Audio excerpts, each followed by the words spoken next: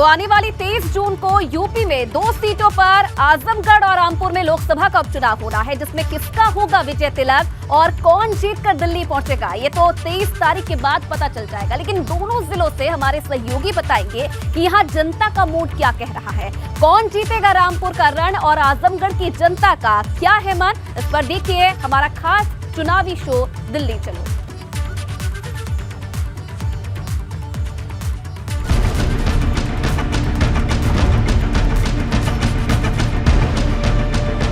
रामपुर से दिल्ली तक क्या है जनता का मिजाज।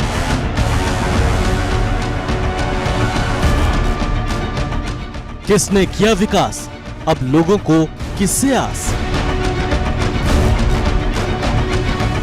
कौन जीतेगा रामपुर का रण, खुलकर कहो दिल्ली चलो। नमस्कार, मैं हूं सनुज शर्मा। एबीपी गंगा के खास कार्यक्रम दिल्ली चलो में आज हम बात करेंगे रामपुर लोकसभा सीट के सबसे अहम विधानसभा सीट बिलासपुर की। यहां पर सबकी नजरें टिकी हुई हैं कि यहां का जो मतदाता है आखिर वो कहां जा रहा है, यहां के मतदाता के मन में क्या है। विधानसभा चुनाव की बात करें तो यहां पर बीजेपी का कमल खिला था, लेकिन क्या इस बार लोकसभा उपचुनाव में यहां की जनता फिर उसी तरीके से बीजेपी को वोट करेगी? यहाँ के मतदाताओं से जान लेते हैं या समाजवादी पार्टी को वोट करेगी। सर, आपसे जानना चाहूँगा कि देखिए बलदेव सिंह ओलख है, यहाँ विधानसभा चुनाव जीते और इस बार आप देख रहे हैं कि लोकसभा जो उपचुनाव है बिलासपुर को काफ़ी अहम माना जाता है, तो क्या आप सोच रहे हैं किस तरफ जा रहे हैं? तो बलदेव की तरफ ही जा रहे हैं, तो क्या करा जाए। एक की तरफ बनाना था, एक ही जो बना उसे बनाएंगे, क्या कर। अच्छा, हाँ जी। अच्छा, तो यहाँ तो बीजेपी ने घनश्याम सिंह लोधी को उतारा और समाजवादी पार्टी ने आसिम राजा को। दोनों में आपको खड़ा मुकाबला लग रहा है या एक ही तरफ? देखो मुकाबला दोनों का है, देखो क्या होगा। अच्छा, आप किधर जा रहे हैं? हम तो बलदेव की तरफ जा रहे हैं, बीजेपी पूरी मजबूती से। हाँ जी, हाँ जी, तो घनश्याम जी को भेजेंगे दिल्ली? हाँ जी, हाँ जी।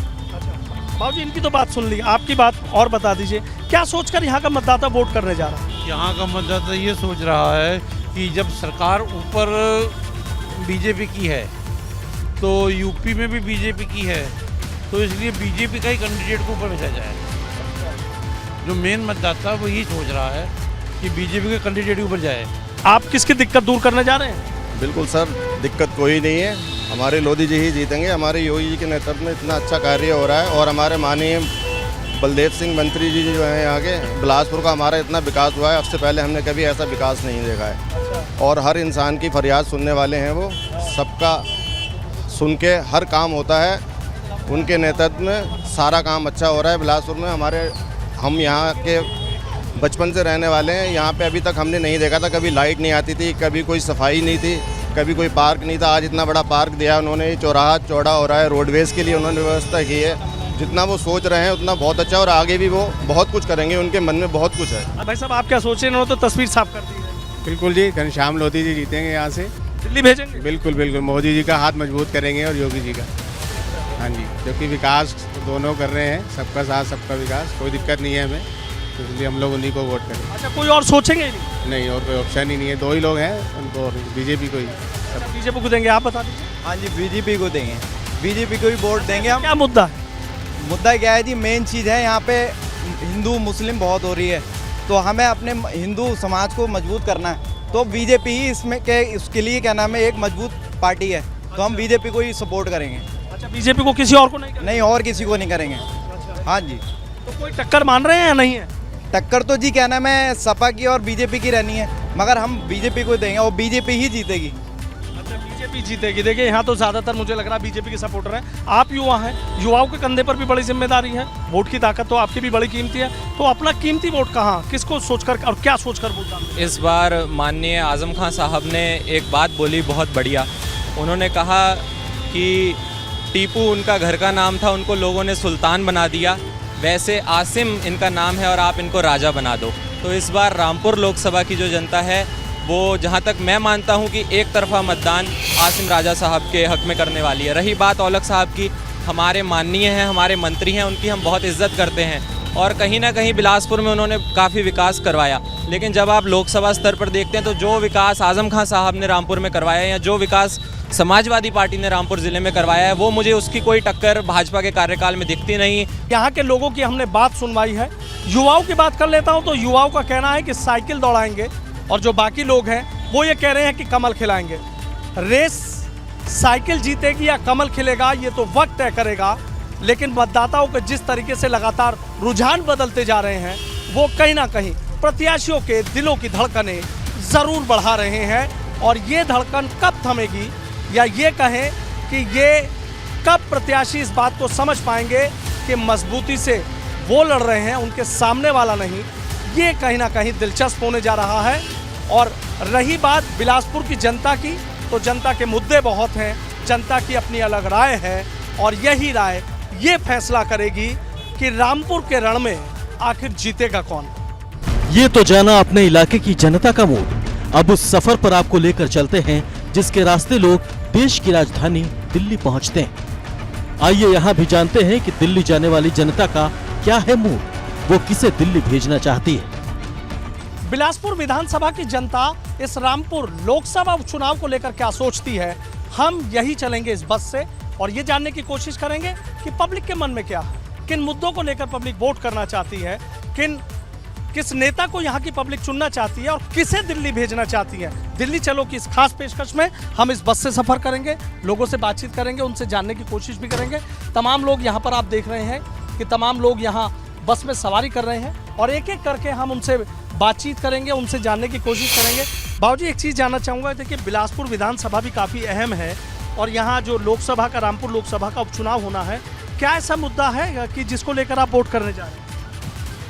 वोट तो देने ही पड़ेंगे, जिसको भी देने पड़ेंगे, मगर ये है ना कि मोदी साहब कह रहे हैं भ्रष्टाचार खत्म करेंगे, वो कैसे होगा?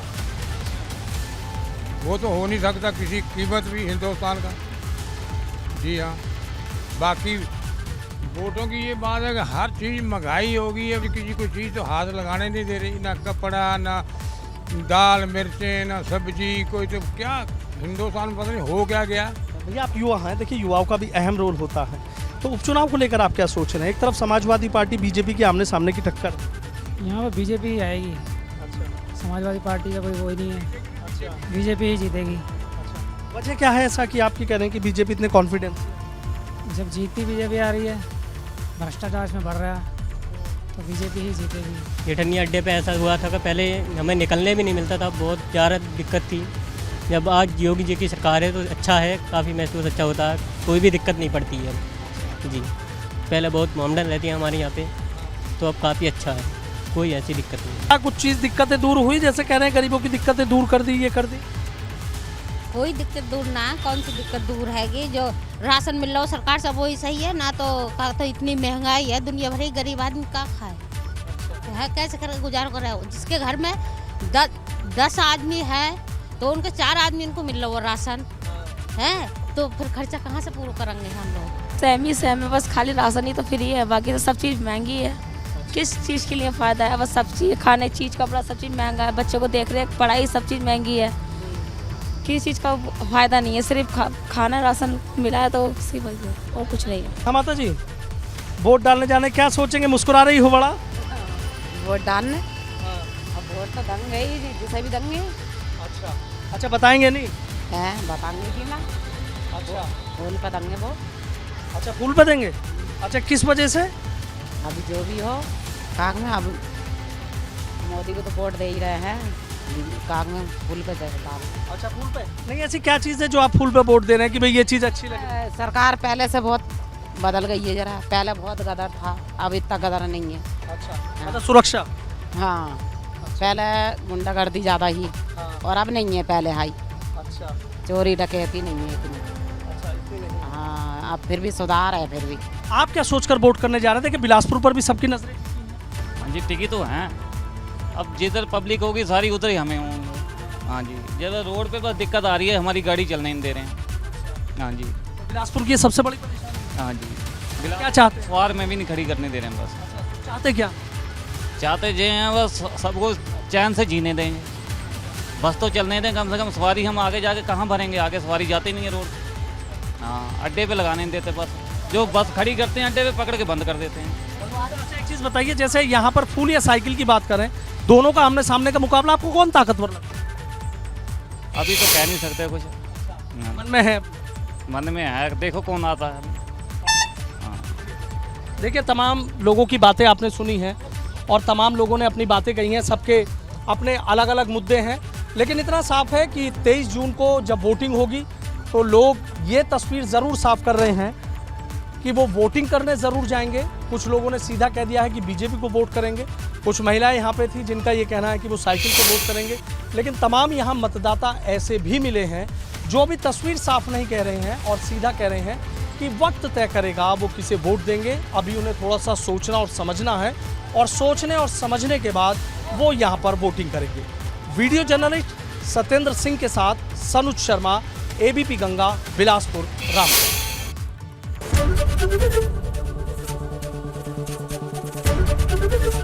एबीपी गंगा, खबर आपकी, जुबान आपकी।